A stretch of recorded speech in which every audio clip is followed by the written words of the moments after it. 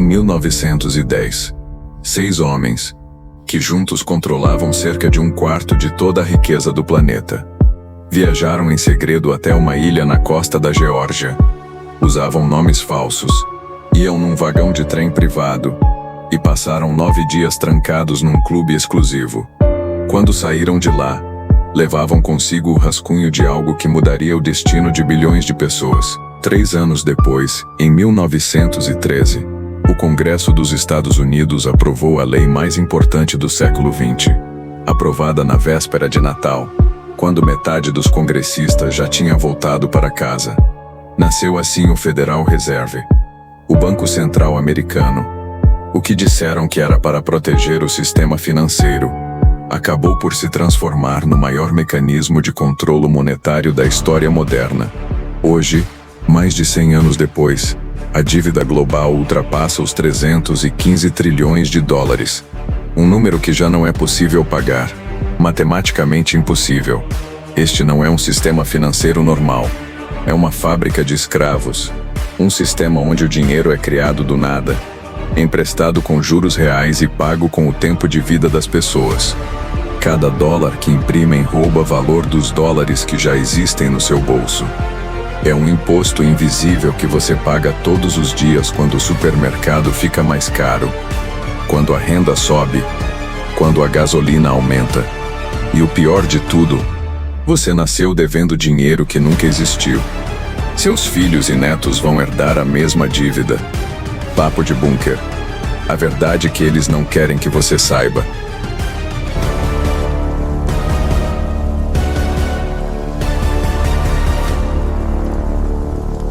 Em 1910, 6 homens controlam cerca de 1/4 da riqueza do planeta e viajaram em segredo para uma ilha na costa da Geórgia. Em 1913, o Congresso americano aprova a lei mais importante do século XX.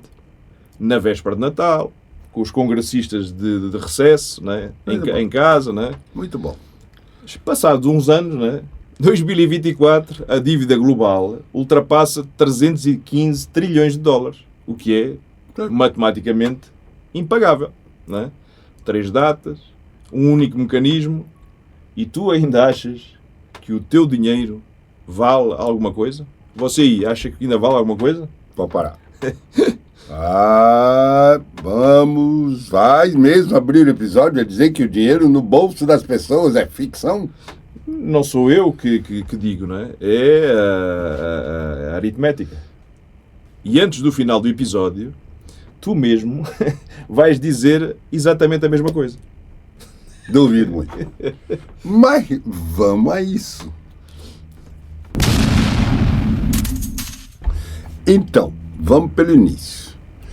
O Federal Reserve, Banco Central dos Estados Unidos, criado para estabilizar o sistema financeiro depois do pânico de 1907. Banco faliu, fortuna evaporou, pessoas na miséria. Era preciso uma instituição que regulasse isso. Até aqui é história, não conspiração. Isso é adorável, Agora diz-me, quem é que tu pensas que escreveu essa história, Mas são os fatos. Escreveram. O pânico existiu. A crise foi real. Sim, a crise foi real, E quem é que tu achas que lucrou com essa crise, Os que tinham liquidez para comprar ativos ao desbarato. Os grandes banqueiros da época. E quem é que se sentou à mesa para desenhar essa tal grande solução? Quem é que foi? Os mesmos. Grandes banqueiros. Então acabaste de me dizer que os beneficiários da doença foram contratados para escrever a receita médica. Foi isso? E tu chamas a isso de história. Isso não... Tu achas que é história? Ou é uma conspiração? Isso é pragmatismo.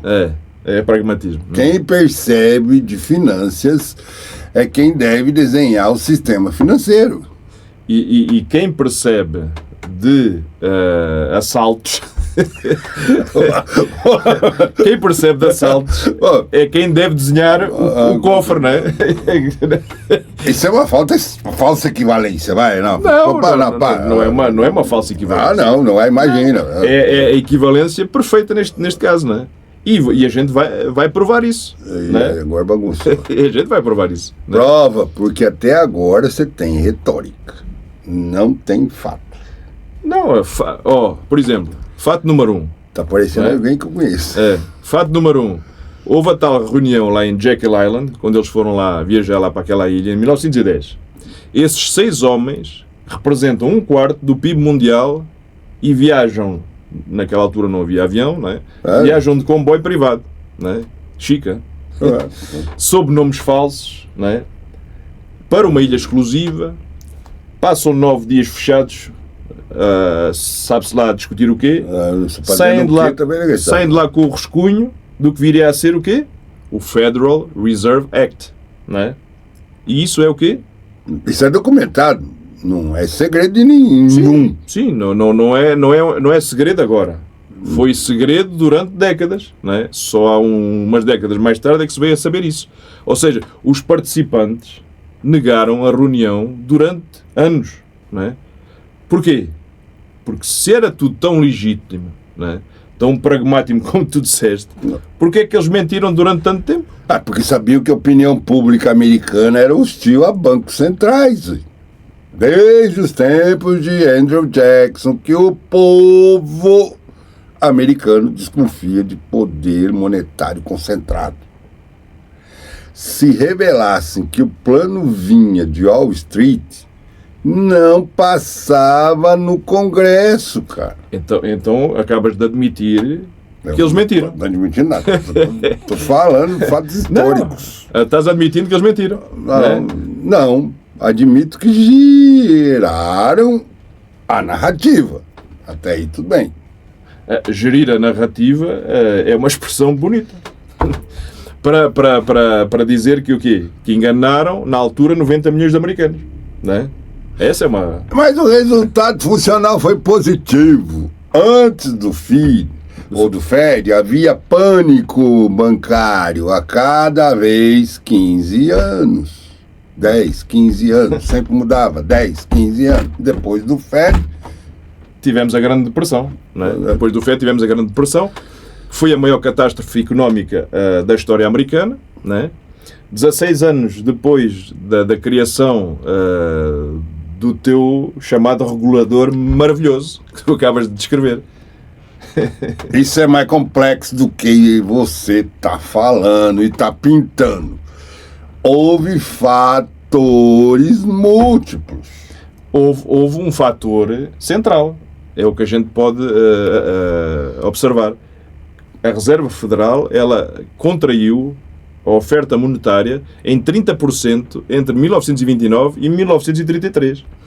O banco que foi criado para evitar estes tais pânicos fabricou o maior pânico de todos os tempos. De todos. Não é?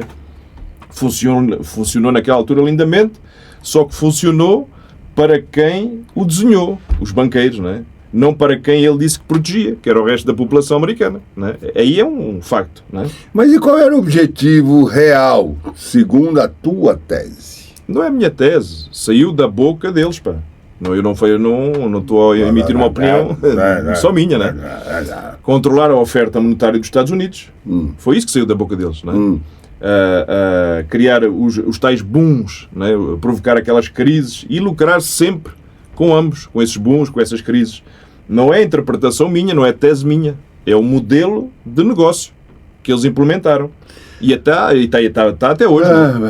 Então você está citando como se tivesse estado na sala. Mas eu não preciso, nem ninguém precisa estar na sala. As consequências são a confissão.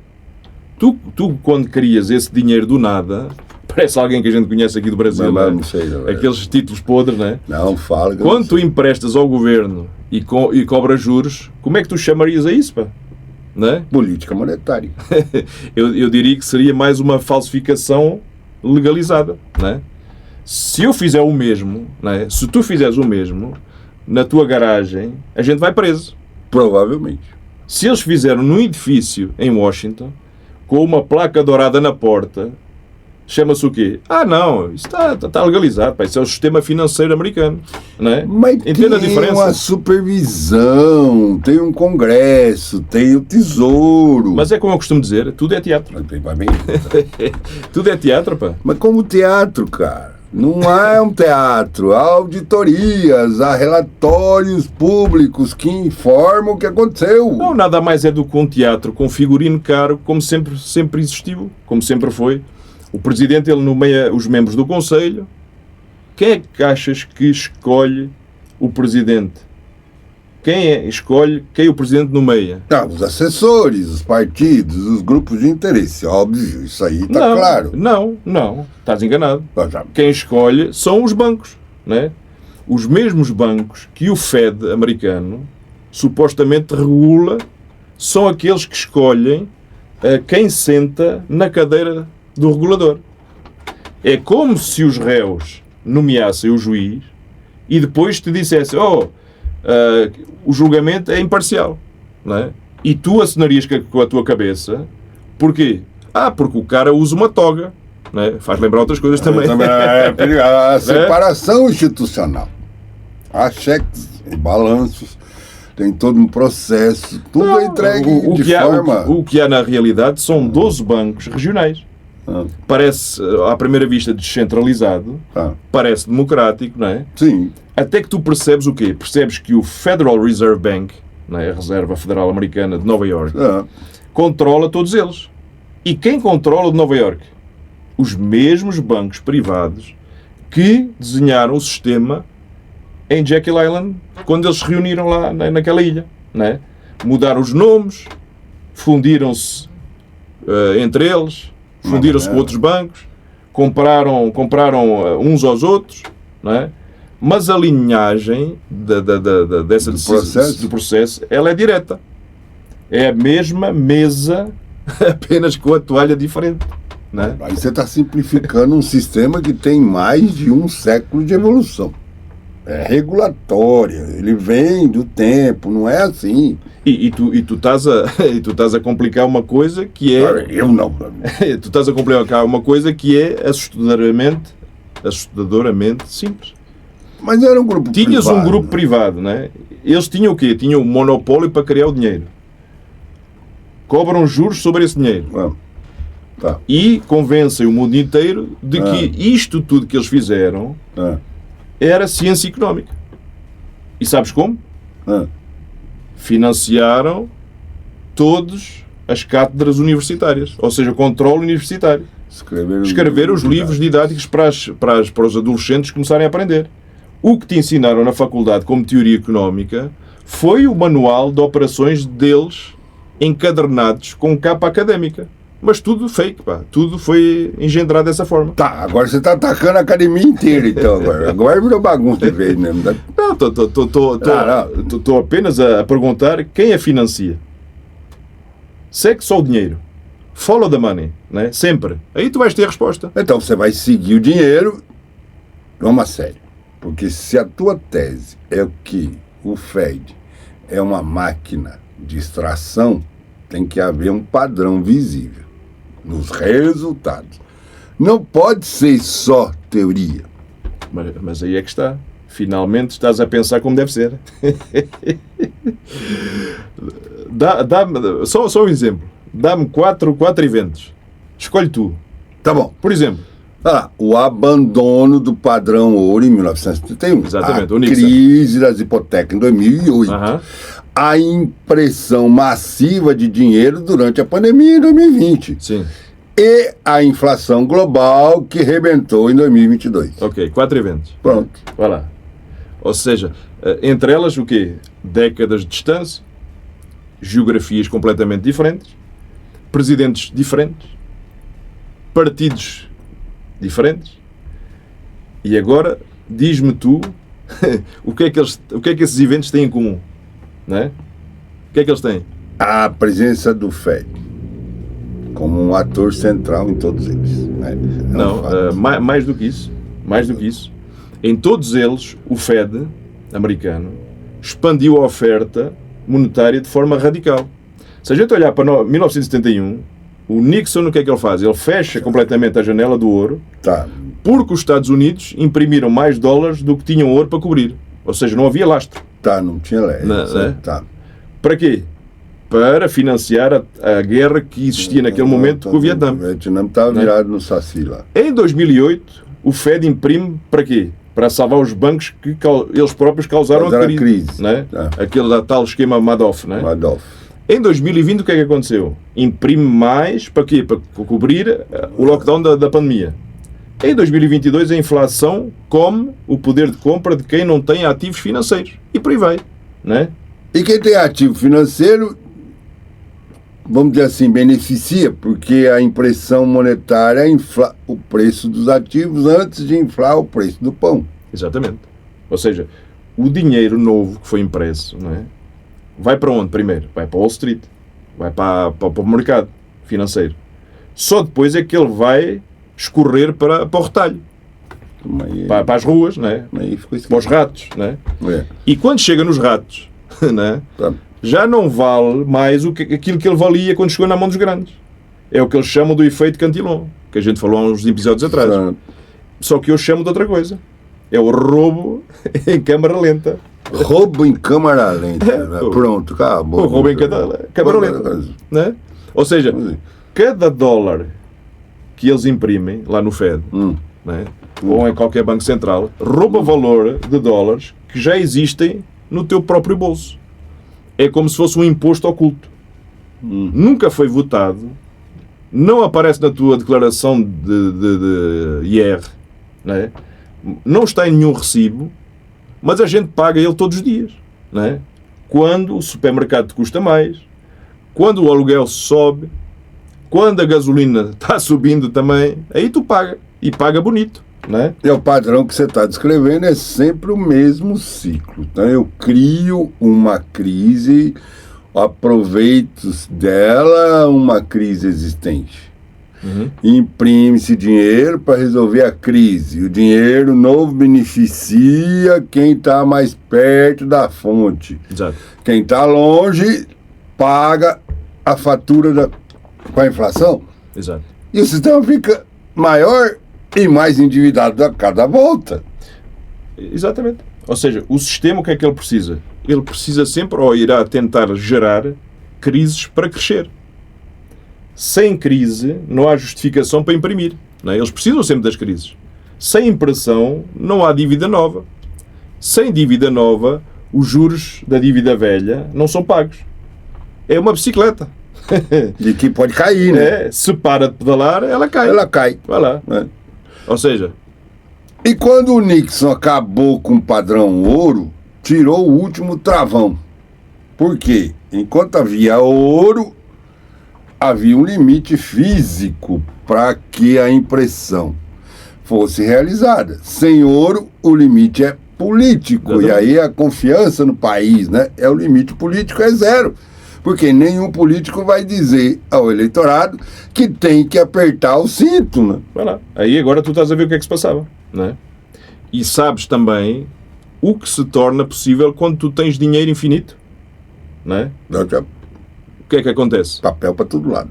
Guerras infinitas, porque daí vai ser conflitos de interesse. Sim, é por isso que é o tal padrão. É as guerras intermináveis que se tornam possíveis e muito lucrativas. Se a gente olhar para a Primeira Guerra Mundial, né, 5 anos depois da criação do Fed, né, olhamos para a Segunda Guerra Mundial, Coreia, Vietnã, Iraque, Afeganistão, 20 anos de Afeganistão, por exemplo, trilhões de dólares. Sabes como se financia uma ocupação de 20 anos? Não é? Com uma impressora que não tem limite, que não tem travão, ela continua a imprimir solta, não é? É ou não é? É o roubo em câmara lenta, não é só econômico, é geopolítico. A impressora financia a guerra, a guerra cria instabilidade. E a instabilidade justifica mais impressão. Cara, vira um loop. Vira um loop. Ou seja, é mais do que um loop. É um modelo de negócio legalizado, é um modelo de negócio civilizacional, e todos os americanos, nascidos depois de 1913, herdaram dívidas sobre dinheiro que foi criado do nada, através desses eventos, não é? Não é nenhuma metáfora, não é? É aritmética pura, não é? E isso vai fazer o quê? Uma servidão geracional. É, como se fosse quase como se fosse um cartão de crédito. E é um cartão de crédito que te torna um escravo, não é? Que tu não, às vezes nem percebes que és um escravo. Tá bom. Então qual é a saída? Porque se nós estamos a apresentar um problema, a gente sempre traz uma saída, né? Ou é uma obrigação de discutir uma solução, pelo menos. Vamos lá, no cenário A, acaba com o Fed, nacionaliza a política monetária, o Estado emite moeda diretamente sem intermediários privados, tem juros. Tecnicamente seria perfeito se fosse dessa forma, não é? Só que o que é que acontece na prática? Não é? Sei lá. É completamente diferente. Porque agora bagunçou Não é? tudo. Aí na prática é outra história, não é? A transição provoca um colapso de crédito imediato. Vai lá. Né? Os mercados entram em pânico, sempre, né? E o dólar, como uma moeda de reserva mundial, é questionado. Trilhões em derivativos financeiros evaporam. Aí, nós vamos falar de uma depressão que faz 1929 parecer um trimestre mau. Exatamente. Depois a gente chega no cenário B, por exemplo. O que é que acontecia? Reformas graduais auditadas pelo próprio Fed. Limita a impressão monetária. Indicadores reais de produtividade.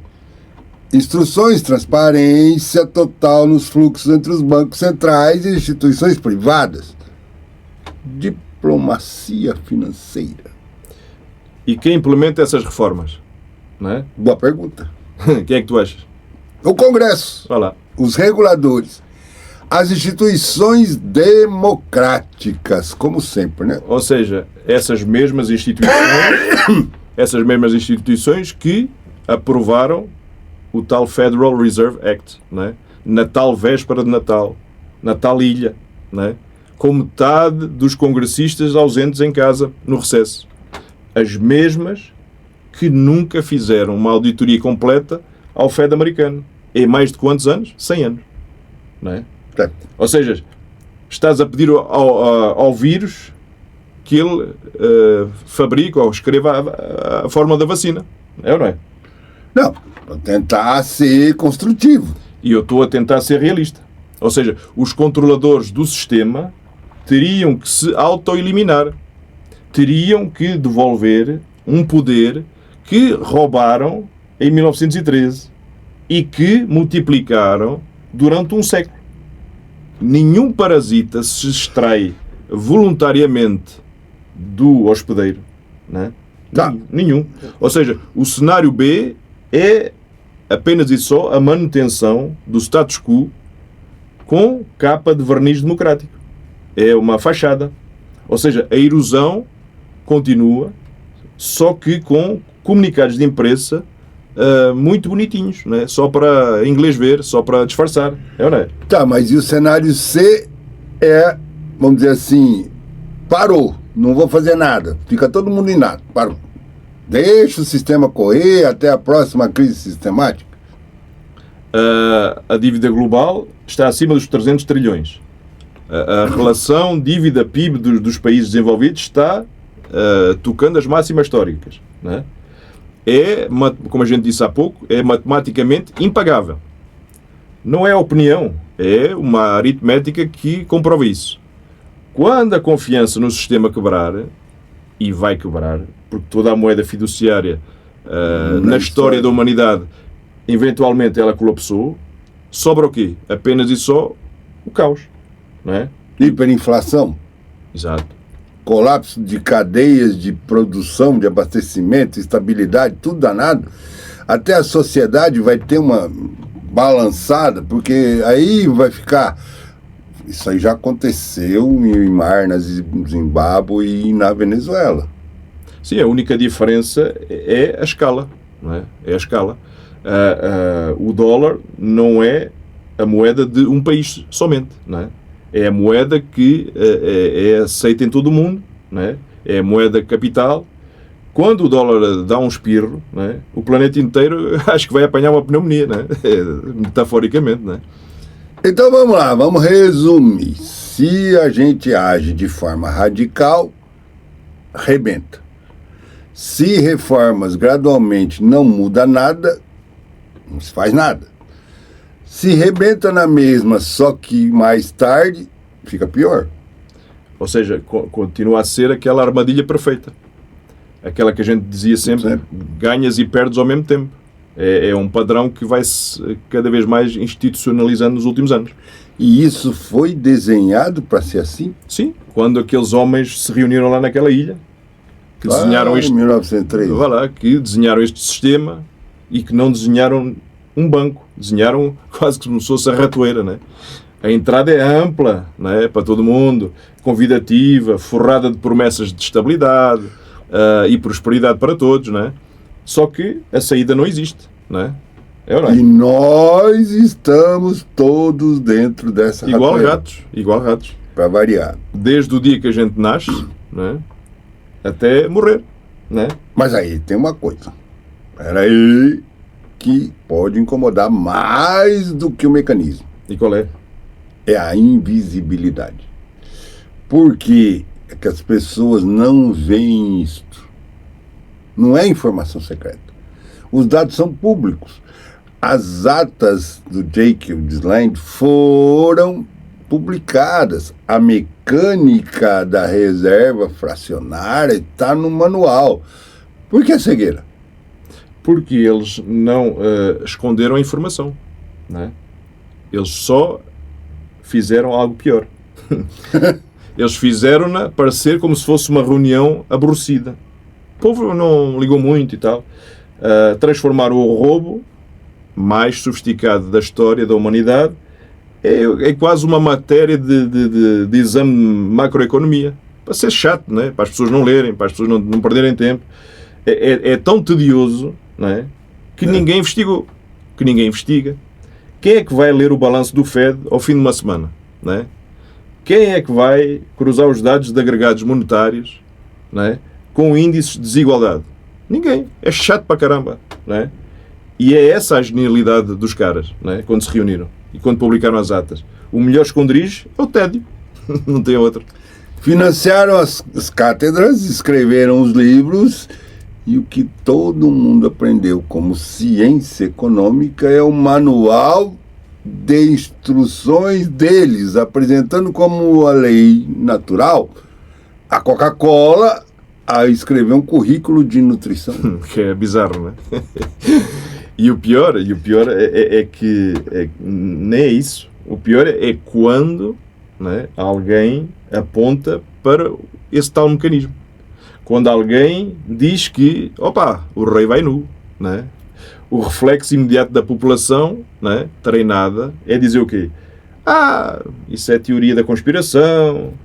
Mas sabes quem inventou esse termo como ferramenta de descrédito? Quem é que tu achas? A CIA. A CIA. Lá em 1967, naquele documento, né, o 1035-960, para desacreditar quem questionava o relatório Warren sobre o assassinato do Kennedy. John Fitzgerald Kennedy. Vai lá. Então, até a defesa contra quem questiona, ela foi completamente industrializada. É uma arquitetura de controle com múltiplas camadas, não é? Camada 1, ela cria um sistema, como eles fizeram. Camada 2, escreve a justificação académica para as cátedras, não é? Camada 3, desacredita quem questiona, porque é tão tedioso que ninguém liga, não é?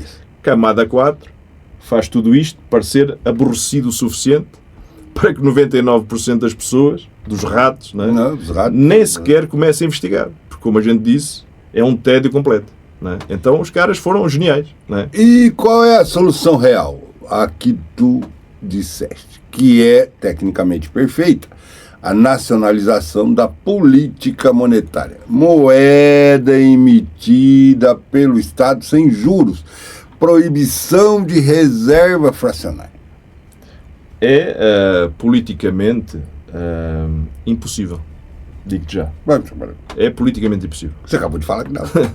Porque para implementar essa solução, os donos da impressora teriam que admitir em público, diante de todos os ratos, todo o planeta, né, que durante mais de 100 anos fabricaram dinheiro falso com uma roupagem legal, né, e cobraram os juros aos ratos, né, sobre ficção monetária que eles mesmos criaram. Né.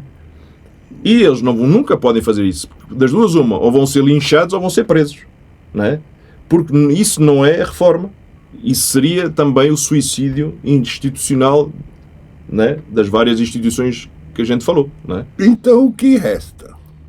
Resta isto que a gente está fazendo. Né? Tentar perceber as coisas, dizer em voz alta, né? Voz alta, né? Não é federal. Não é federal, não há reservas, cada nota no vosso bolso é um certificado de dúvida, né? Que alguém criou a partir de um vazio e pelo qual você aí paga juros reais com todo o seu tempo de vida. Parece o Brasil também, não é? E não pode mudar esse sistema. Sim, mas a gente pode deixar de ser enganado. Isso a gente pode. E quando você deixa de ser enganado, o sistema perde um crente. Vai lá. Perde um rato pendente nesse aspecto. Um rato correndo. E um sistema que vive de fé, quando perde um crente, começa a perder poder, não é? Sim, mas aí não morre na revolução. Sim, mas pode morrer de lucidez. Já é uma vantagem. Né? Se você chegou até aqui, já não é o mesmo que era 15 minutos.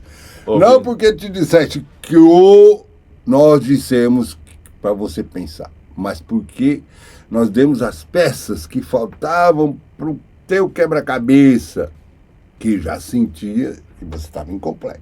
Vai lá. E agora você tem uma escolha, não é? Como sempre, não é? Não é uma escolha de conteúdo, não é? É uma escolha de posicionamento, não é? Você tem que se posicionar, não é? O seu like não é apenas dizer que gostou, não é? É um sinal que você interiorizou, não é? Que viu esse tal padrão que a gente acabou de falar e que não fingiu surpresa porque você entendeu. Você já sabia, não é? A sua inscrição não é quero mais vídeos, é uma declaração. É dizer, eu escolho ficar acordado num mundo que premia quem dorme. Vai lá. E o seu comentário é marcar a sua presença. É também dizer para o algoritmo, para a rede social, que você está no debate, não é? Dos que não engolem sem mastigar. Não é? E partilhar não é recomendar um podcast, é recrutamento. É dizer, quero mais gente a ver o que está acontecendo e o que eu estou vendo. Agora, antes de você ir desligar, não é? Nós falámos hoje da fábrica, não é? do tal mecanismo, da tal impressora que às vezes corre a milhão, não é? Mas não falámos dos produtos. Não é? Não falamos do que acontece quando este mesmo modelo é exportado. E aí vai para a Europa, vai para o Japão, os mercados emergentes.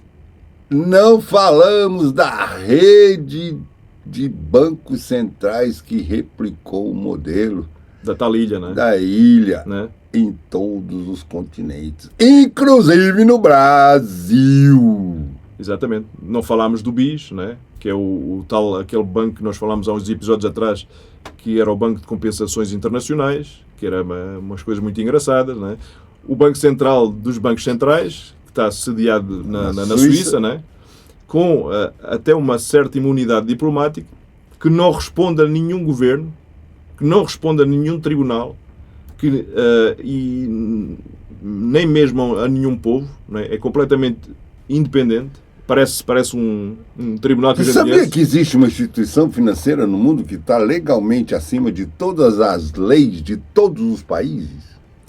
A maioria, ela não sabe disso, não é? E esse é exatamente o ponto da questão, não é? E, no próximo episódio, não é? O que é que a gente vai fazer? Vamos abrir essa caixa de Pandora de novo e o cofre, Não. aí a coisa vai pegar. E quando a gente abrir esse tal cofre, né, essa caixa de Pandora, né, o que dissemos hoje vai parecer quase como se fosse uma introdução, o prefácio de um livro, né, que ninguém te deixou ler há muitos anos atrás, né, e que parece que hoje você está entendendo o porquê de certas coisas. Né? E aí, o Papo de Bunker tá aí. Porque a verdade ela não precisa de palco, né? A gente só precisa de falá-la sem medo. Né? Ou então se esconder num bunker. Até o próximo episódio e se cuida. Se eles não cortarem a nossa internet antes. E Senta o dedo no like. até o próximo.